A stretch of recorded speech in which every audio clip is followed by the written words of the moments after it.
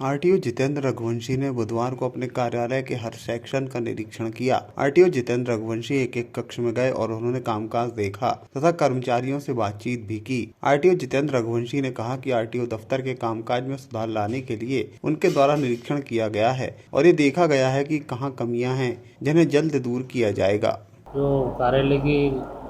कार्य प्रणाली है उसको चुस्त एवं दुरुस्त रखने के लिए विभिन्न विभागों में विभिन्न सेक्शन में जाकर आकस्मिक औचक निरीक्षण किया गया और आने वाली उनकी कठिनाइयों को भी समझा और जनता को जो ज़्यादा सुविधा हो दे सकते हैं उसके संबंध में भी चर्चा की। क्योंकि जो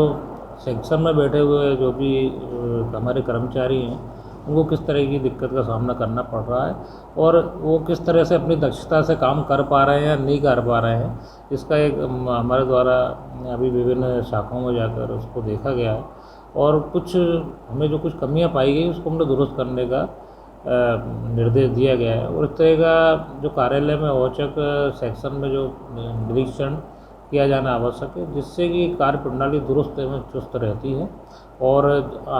कार्यालय में आने वाली जनता को किसी प्रकार की कोई कठिनाई महसूस नहीं होती। इससे सेक्शन में ये भी पता